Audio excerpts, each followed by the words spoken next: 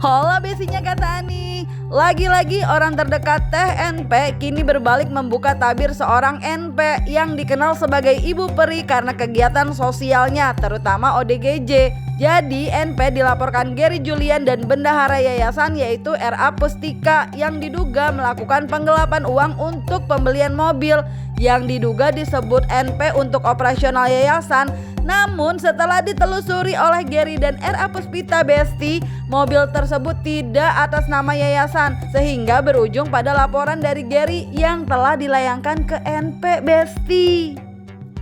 Kalau dari saya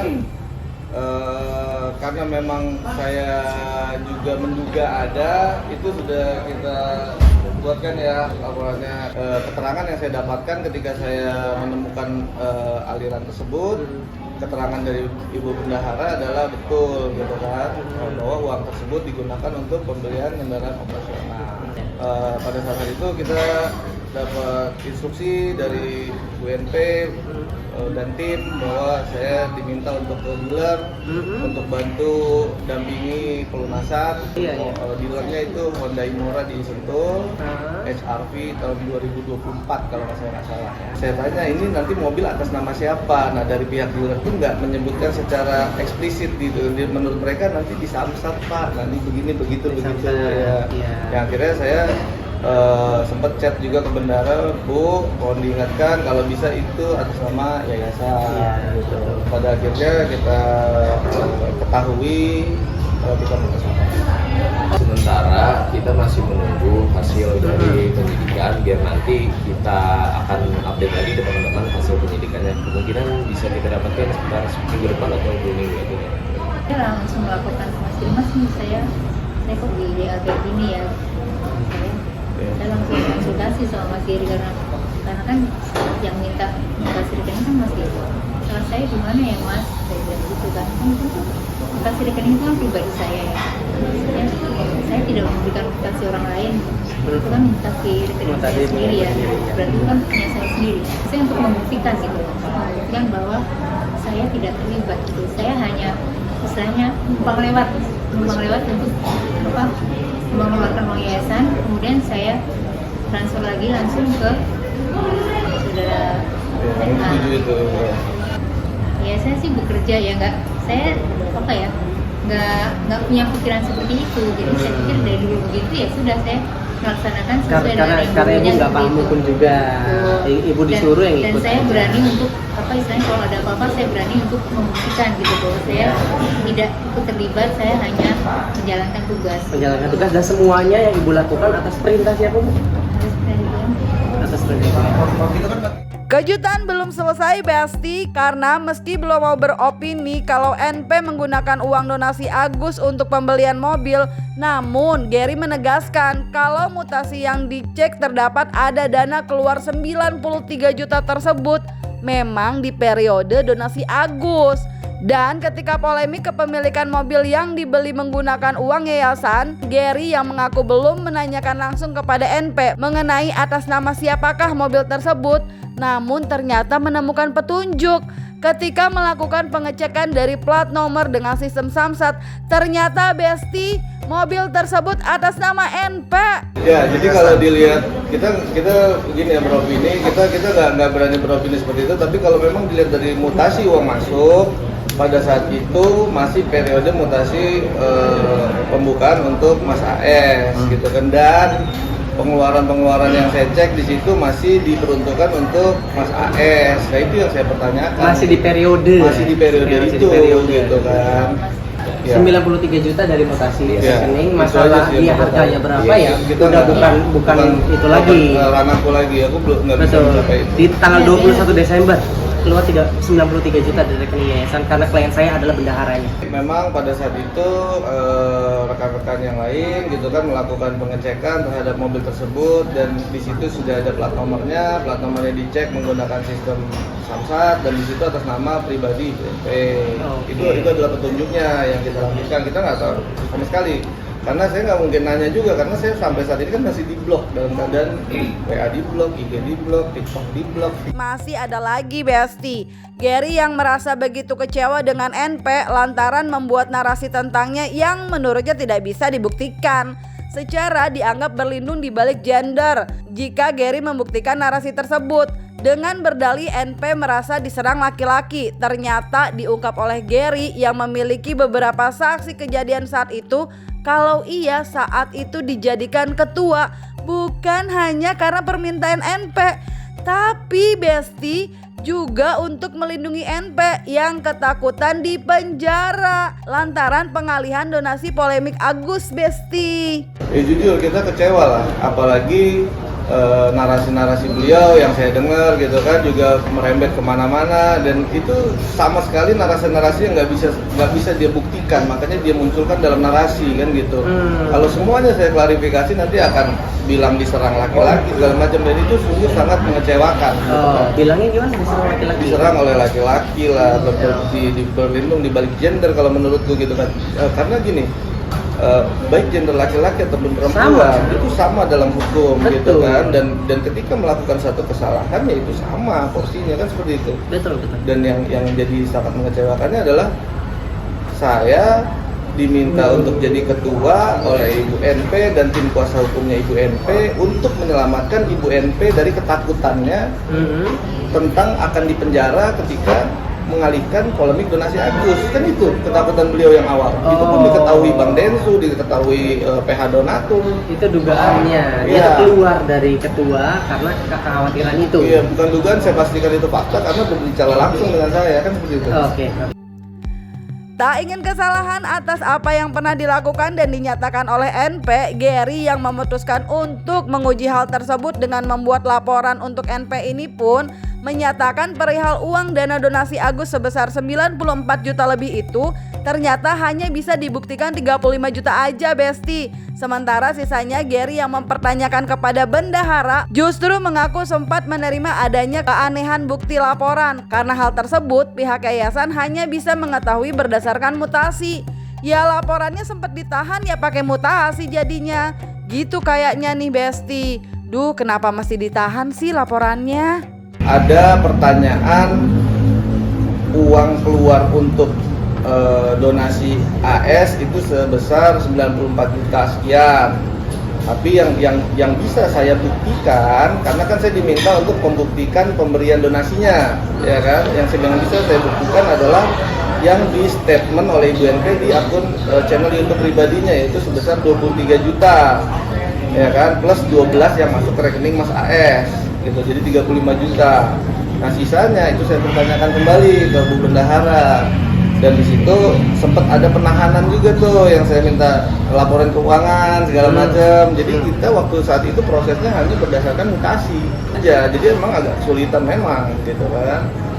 Dan maka dari itu untuk hal-hal yang memang langsung kita anggap sesuatu temuan atau dugaan itu langsung kita uji aja gitu daripada kita jadi kesalahan kan seperti itu. Tak ingin uang donasi ke Agus, Gary juga menegaskan bahwa NP bahkan menyatakan kalau 1% pun ia tak mau uang tersebut untuk si buta, katanya Besti. Waduh. Kita juga bisa lihat di podcast Curbang, saya pada saat itu perwakilan yayasan, Ibu NP maupun kuasa hukumnya, ada Bang Densu dan istrinya, ada Bang Pablo, Pak Dodi, ya kan sebagai PH Donatur. Di situ semua kita sudah sepakat untuk mengikuti kemauan Ibu NP untuk menyalurkan polemik donasi ini ke NTT, gitu. Karena memang dari beliau sendiri yang memang tidak mau uang itu, maaf ini bahasa beliau ya, saya quote and quote ya, tidak mau 1 sen pun uang itu diberikan ke si buta, gitu. Lanjut lagi nih Besti, jadi Gary yang merasa sudah memenuhi keinginan NP untuk memberikan donasi tersebut ke NTT, bahkan ada saksi yang hadir atas persetujuan pengalihan donasi tersebut. Juga diungkap Gary bahkan Denny Sumargo sampai bersedia mengcover apabila Agus menuntut lantaran uang donasi tersebut telah dialihkan. Tapi Besti, sayangnya setelah semua disepakati dan seperti yang diinginkan NP, Gary justru menemukan kejanggalan, di mana saat podcast pihak NP justru minta ada part yang ia mengatakan kalau ia menyetujui pengalihan dana donasi jadi untuk ke NTT itu dihilangkan. Ibu NP dan kuasa hukumnya itu ada tanda tangan setuju di townhouse Bang Densu sebelum tahun baru. Dan mungkin yang jadi aneh juga, di situ udah kita sepakati setuju tanda tangan semua. Besoknya kita podcast yang di Curbang tanggal 2 Januari tayang, kalau nggak salah tayangnya tanggal 3. Nah dalam proses podcast itu pun juga saya mendapati hal-hal yang agak aneh. Kenapa? Karena dari editornya Bang Densu sempat menanyakan ke saya, Mas ada part yang ingin dipotong, ya kan? Request dari PH-nya Ibu NP. Part yang mana? Saya bilang part yang NP menyatakan setuju uang dilarikan ke NTT. Nah di situ saya tadinya nggak mikir macam-macam gitu kan. Cuma saya bilang kalau itu tanya abang aja, tanya Bang Densu aja apakah mau dipotong atau tidak gitu, karena setahu saya itu sudah setuju semua. Nah Gary yang awalnya nggak memiliki kecurigaan ini pun baru menyadari ketika sampai di Labuan Bajo, karena uang tersebut justru ditahan, hingga membuat Gary merasa kok udah diselamatkan tapi masih membahayakan orang yang udah bantu menyelamatkan.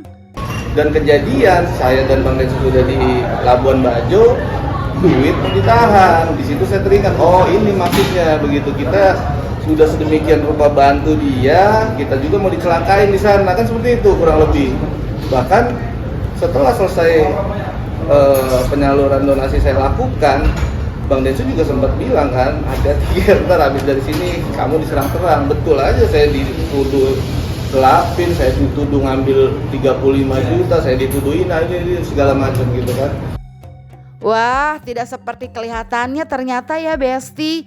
Nah Besti, kalau tadi Gary yang sudah melaporkan NP, bendahara yayasan yaitu Ibu Popi yang juga akan menyusul membuat laporan untuk NP ini pun mengungkapkan semacam ancaman yang ia terima dari NP, di mana NP mengatakan kepadanya untuk siap-siap menerima laporan polisi darinya karena telah membeberkan mutasi rekening pribadinya kepada Gary untuk diaudit. Saya kan nggak tahu ya itu namanya diancam atau tidak, tapi ada kata-kata bahwa siap-siap akan ada laporan polisi gitu, akan ada laporan polisi siap-siap gitu, karena kesalahan saya memberikan mutasi rekening saya pribadi, ke Mas Gary untuk urusan COVID. Loh kan itu punya ibu sendiri. Makanya itu yang bikin ibu bingung. Padahal kan yang meminta Gary ketua yayasan. Terlebih etika NP pun diduga kurang bagus saat memperlakukan RA Pustika sang bendahara yayasan yang usianya bahkan mungkin hanya beda sedikit dengan ibunya NP. Oh marah-marah. Saya ini kan juga nggak muda, saya ini udah di atas 50 lah. Ya istilahnya mungkin sama ibunya dia mungkin beda setahun 2 tahun. Oh iya. Tapi kok kayaknya nggak menghargain banget gitu. Mata-matainnya. Oke. Seharusnya mantan ketua yayasan ini lebih muda umurnya, harusnya dengan bahasa yang lebih sopan. Tapi mungkin namanya orang marah ya. Mungkin lepas kontrol tapi lepas kontrolnya seorang orang yang lebih muda harusnya nggak boleh sampai berlebihan. Menurut ibu seperti itu? Ya saya sih sudah bekerja dengan baik dan istilahnya apa ya, mengorbankan waktu semuanya pokoknya, tapi kok sepertinya kok masih ada aja yang kurang gitu. Masih ada yang salah. Oke, begitu. Kebongkar atau dibongkar ya ini Besti namanya. Anyway, tak hanya bendahara, mantan tim pengawas yayasan yaitu Arbi juga segera melaporkan NP loh. Wow, lagi-lagi orang terdekat NP dulu justru sekarang melaporkan NP Besti. Nah terkait Arbi sendiri memutuskan melaporkan NP karena diduga melakukan pemalsuan surat, di mana dalam surat tersebut mengharuskan Gary untuk melakukan klarifikasi mengenai dana donasi 1,3 M. Padahal menurutnya pada saat itu ia sudah keluar dari manajemen NP. Karena sebelumnya saya sama Mas Gary ini ada sedikit miskom perihal sebuah surat. Intinya Mas Giri itu harus memberikan klarifikasi perihal donasi 1,3 M ya Mas ya. Ya betul. Surat itu ya. Nah, kita sempat miskom dia nanya ke saya, ini surat lu yang bikin gitu kan. Padahal saya sudah keluar dari manajemennya sejak Juni 2024. Jadi pada saat ada uang donasi ini, saya benar-benar tidak mengetahui perputaran uangnya, maksudnya berapa, tahu tentang info dari yayasan karena saya sudah bekerja di tempat lain gitu. Oke. Nah, relate-nya sama ini saya ingin mengklarifikasi bahwa saya tidak pernah menandatangani, saya tidak pernah membuat surat yang ditujukan kepada Mas Giri yang waktu itu gitu loh. Jadi Arbi nggak merasa ada tanda tangan yang ia bubuhkan di surat terkait hal tersebut dan tidak mengetahui sama sekali mengenai donasi tersebut, Besti. Karena merasa takut disalahgunakan lantaran pernah melihat NP melakukan preskon sambil memperlihatkan surat yang ada tanda tangannya, padahal ia tidak melakukannya. Arbi pun memutuskan untuk ikut melaporkan NP. Jadi klien saya Arbi Genandi ini adalah pengawas yayasan yang dimana ada satu surat yang menyatakan bahwa Arbi Genandi ini menandatangani satu surat, yaitu surat permintaan klarifikasi sebenarnya ke Pak Giri. Namun ternyata setelah ada info tersebut, klien saya ini merasa tidak menandatangani. Kalau misalkan merasa tidak menandatangani apa berarti? Berarti ada dugaan pemalsuan surat. Nah itulah yang menjadi dasar dari klien saya Pak Arbi ini untuk melaporkan mantan ketua yayasan tersebut di besok hari, gitu ya Pak ya. Nah Besti, atas keterangan dari dua kliennya yang akan segera membuat laporan, Koko Joseph selaku kuasa hukum pun mewakili Ibu RA dan Arbi menerangkan ancaman hukuman terkait laporan yang dilayangkan kepada NP jika terbukti bersalah, di mana ada ancaman 5 tahun penjara, Besti. Setiap anggota organ yayasan yang melanggar ketentuan sebagaimana masuk pasal 5 dipidana dengan pidana penjara paling lama 5 tahun.